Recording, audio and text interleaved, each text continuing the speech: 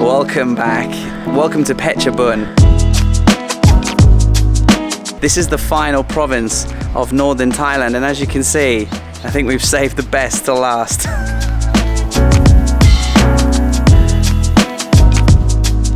There will be more than one video from this province. It's huge. It has a wealth of mountains and incredible scenery. I mean, I'm literally close to tears. This is the most beautiful place I've ever seen in Thailand. I mean, I'm just staring up at this. There's the moon, there's Venus, there's the sunset, there's wind farms just flapping in the distance, and of course we have a five-headed, beautiful, I mean, oh Jesus, I'm completely lost for words, Phetchabun.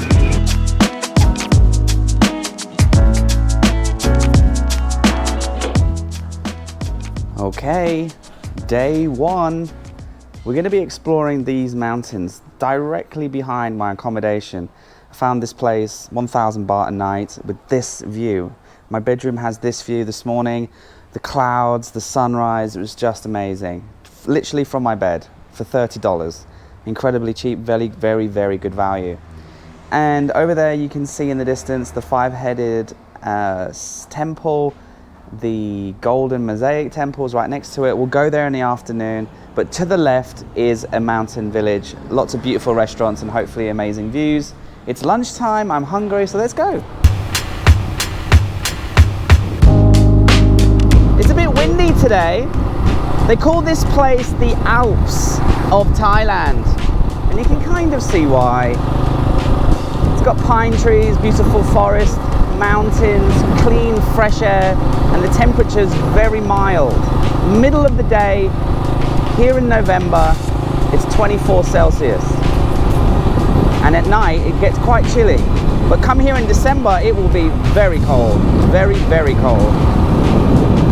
And what we're gonna do is just gonna go get some lunch, like I said. So let's go up some of these steep roads.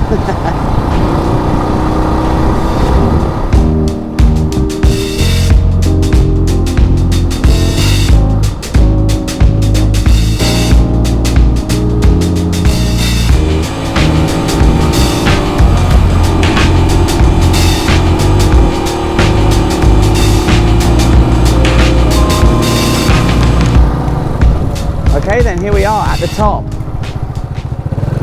One of you guys has recommended this place. It's called Pinot Latte. Seems to be at the highest point and got the best view and the best food, according to one of you guys.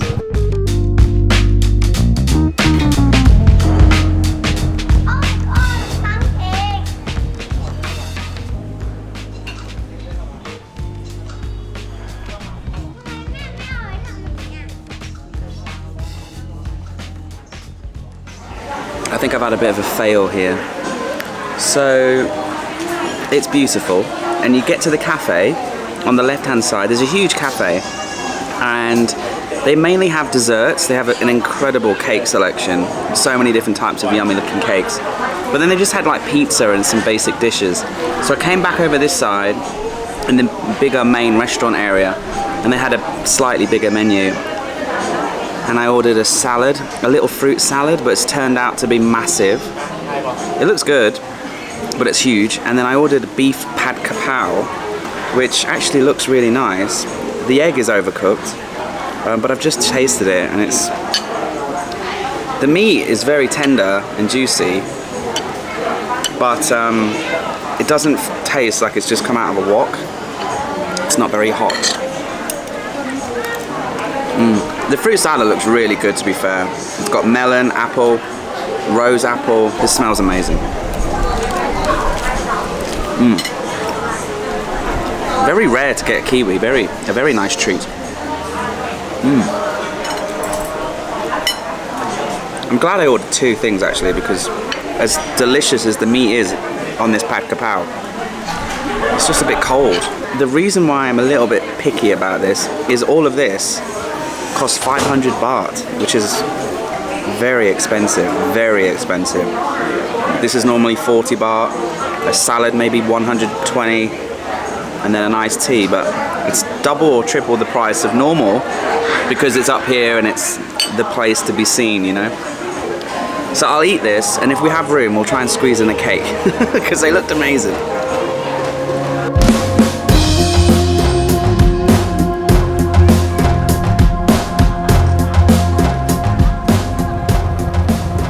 decided against cake. They were pretty expensive and I'm not made of money. We'll just get a Snickers at 7-Eleven. Oh, should we go down here? Let's go off-road. Why not? Come on, Dreamy, don't whinge. It'll be fine, it'll be fine. Oh, it's a lovely day. What is this? Is this wild rice? This is wild rice just growing on this dirt track. You can tell it's wild because it's growing at different heights and it's not in any sort of order. Where am I going? I really don't know where I'm going. This'll do. Wow. And in the distance there you can see the beautiful wind farms on top of that mountain ridge in that direction. I think we'll go there in the next video perhaps. I'm changing location, staying in this area, but we're going to upgrade our accommodation and then we'll, because where I'm staying it's nice and the view's incredible, but I found an even, well, you'll see in the next video. It's truly magical and there's so much to do in these mountains and there's about 3 or 4 mountain ranges in this province. This is just one area. I was thinking last night there might be 5 videos just from this province. I think we did 3 in Chiang Rai. Obviously we did dozens in Chiang Mai because I was living there for a long time before we started the trip. But some of these little provinces in Northern Thailand, we've just done one video. I was in Nan for 5 days, but I only made 1 video. Just because, you know, sometimes I want to just enjoy. Not like I don't enjoy when I'm filming, but you know, put the camera down and go to the night market and just do my thing.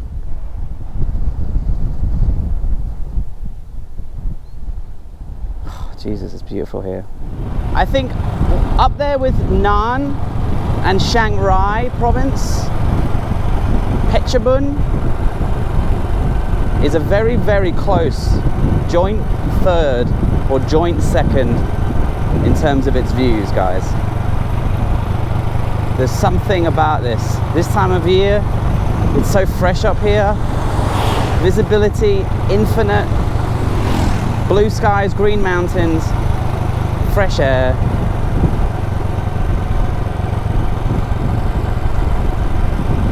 And just incredible roads. I mean, look at these pine trees. Oh my God. See, I can see why it's like the Alps. You know, they might even import these, you know, just to give it that extra Switzerland vibe. Anyway, let's get a Snickers bar.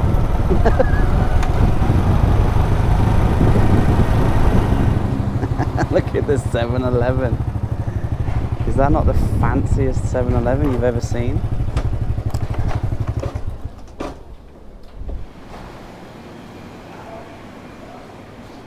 Wow, there's an upstairs and a downstairs. Just a small one. There's something about a half-melted Snickers bar that just gets me. Anyway, enough about Snickers bar. Let's go inside the amazing temple, because that's why you clicked on this video, let's be honest. And I'll teach you about it, because I actually went yesterday. I went there at like 4 o'clock in the afternoon with the idea to go film, you know, this part of the video. However, when I got there, I was just so blown away. As you'll see, there are so many areas, so much detail, so much awe-inspiring places and views and interesting things about this temple that by the time I had a good walk around, it was dark and I had missed the opportunity to film because it was just that I got lost within this temple. It's incredible. And so last night I got on the phone to Miss P and I asked her to help me research about it because I want to be able to tell you some of the things that are going on visually, because well, you'll see, there's no temple like this in Thailand.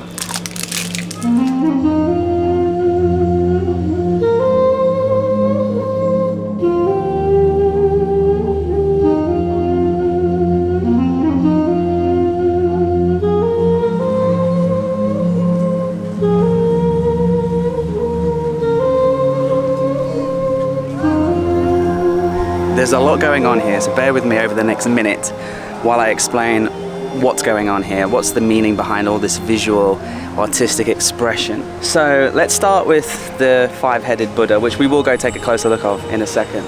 The translation from Thai into English is the temple on the glass cliff.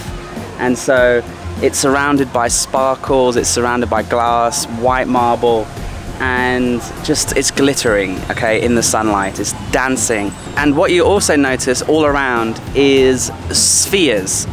Some of them are moving across water, some of them are in the rocks, in the ground, all over the place, literally everywhere. And depending on the color, it's representing the four elements of earth, wind, water, and fire. However, at the front, as you come in, there's also a crystal sphere which refracts the light upside down, almost flips it 180, which creates this illusion of the five Buddhas being upside down. And if at a certain position you stand there, you can really see how the light flips and creates that incredible visual representation of the up and the down, the yin and the yang.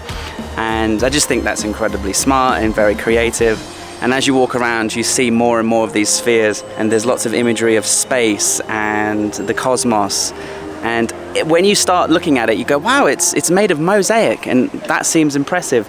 And there are colorful tiles on the floor everywhere. However, when you get closer up, and this is the most magical part about it, this is the thing that just blew me away. When you get closer, you know, just like the cosmos, physics is the study of the very big and the very small. And here there is both. You can study and admire the very big pagoda or the very giant, you know, image of Buddha there, but also you can get lost in the intricacy of the minute in the walls. It looks like smashed plates and smashed tiles and, you know, mosaic from slightly far away, but the closer you get, microscopically coming closer, you notice just how much detail and painstaking art and craftsmanship has gone into the mosaic on the walls, on the stairs, everywhere. It's all just so pinpoint, lots of porcelain plates and perfectly polished, you know, spheres, and just the more you look, the more you can't believe it. I can't actually believe it. It's unbelievable, and it's everywhere. And you know, it's dancing in the light. It's just giving so much depth, so much. It's just, I mean, this is why I'm speechless. Last night when I came here, you know, I spent 2 hours just looking at everything, and you know, there's not many people here, which is nice, so you're not crowded, you don't feel like you need to go everywhere. Still not fully finished, they're still building, there's construction going on in a couple of directions. I mean, it must have taken 10 years to make this. I mean, I don't know how they've done it. And let's go have a little closer look, and then we'll go over to the incredible statue of the Buddha over there.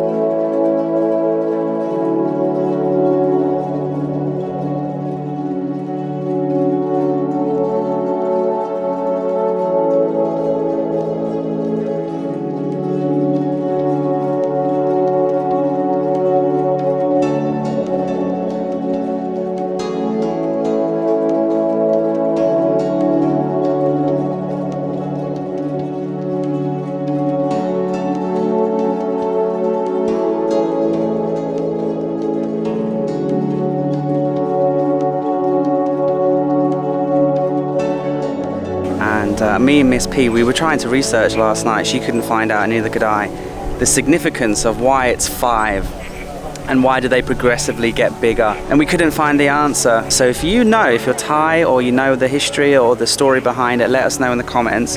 However, you know, like any good art, it doesn't need explanation. You know, this artistic expression, and it's meant to make you think.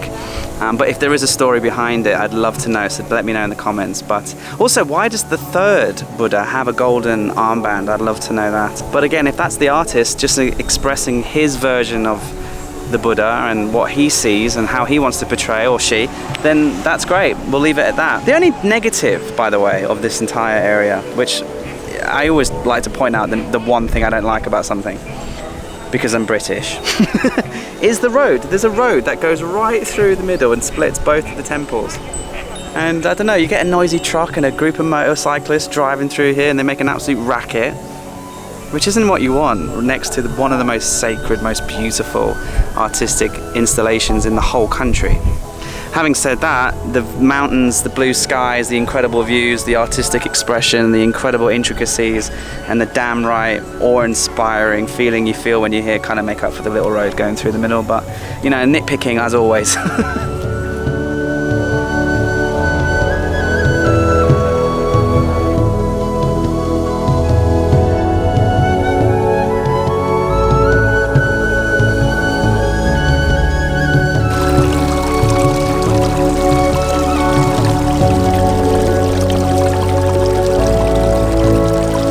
Just below, there's actually a beautiful garden here with ponds and a really incredible waterfall. It's all man-made, but it's very well done. And they have these incredible flowers here. Look at these. You see these? I've never seen these before. Oh, it's a bit windy today. Calm down. But what I love is even in the water features, they have the balls, the spheres, the cosmos is flowing into the water here, and I mean, they're so creative Thai people. And recently I was talking about getting templed out or temple fatigue. This has completely gotten rid of that. Like, yes, there are hundreds of temples in this province, and I only really want to come to this one because, I mean, it's just Buddhism. Why, you know, yes, there are incredible cathedrals all around Europe, but are they this different to each other? You know, like just thinking back to the Sky Temple in Lampang and the golden and white and blue temples we've seen this and just so many others that I can't even remember because I've just been seeing so many incredibly unique, different, super creative expressions of the religion. You know, they're not just crosses on a spike. You know, mosques kind of look the same, don't they? Except for the really spectacular ones in Istanbul, and there's a couple in Malaysia I remember, but even the big ones in Thailand are a little bit like, okay. But Buddhism, they get an A star for their artistic expression of their religion and then their belief and everything. Sorry, I'm just in the middle of the jungle here. Right, let's go up and get a real good look at this incredible piece of art.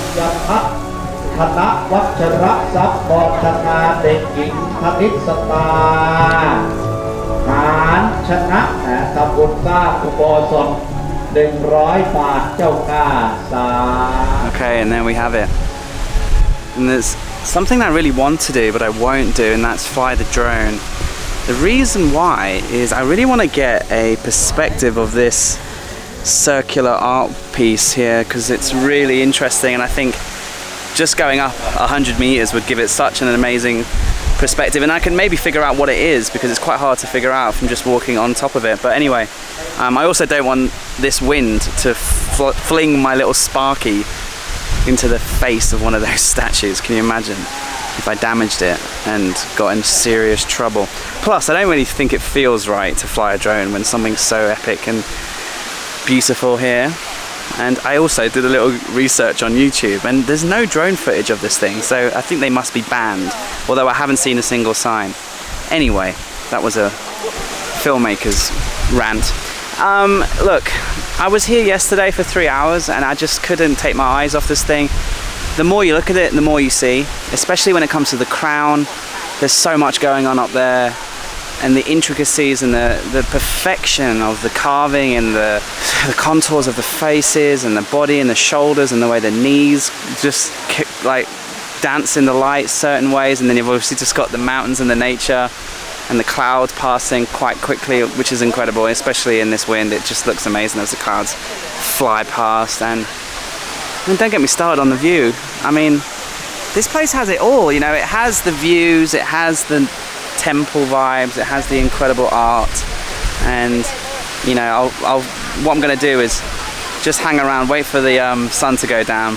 Secretly I filmed that yesterday, and we'll finish with the evening segment because I want to show you what this place looks like in the afternoon light and even at night when they turn the lights on.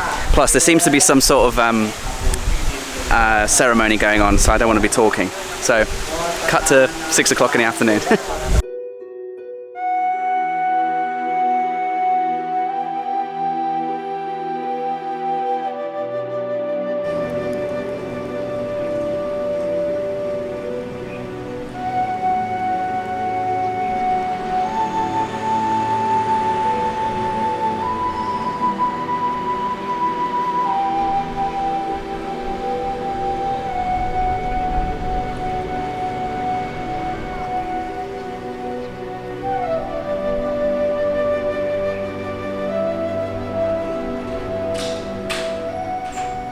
Okay, it's 6 o'clock now, and we haven't been kicked out. In fact, they've turned the lights on. The mosaic temple is alight, and I mean, the way that the light's shimmering off the mosaics and the little bits of glass and mirror and stuff that's in the walls, it's incredible. It's really shimmering, and the stars are coming out. I can see the moon, I can see Venus. Venus is so bright, isn't she? Oh, good Lord. So that was the first part of Phetchabun, and the sun's just doing that thing, you know, that Japanese thing where the rays of sunlight. I don't think Japan owned the rights to that marvel, but for some reason it reminds me of the Japanese flag. You know what I'm talking about, that like red flag with the red things. Anyway, rambling. I'm always rambling when I'm just blown away by the beauty of somewhere, and I don't know what to say. So I'll say goodbye, and I'll see you in the next video in Phetchabun.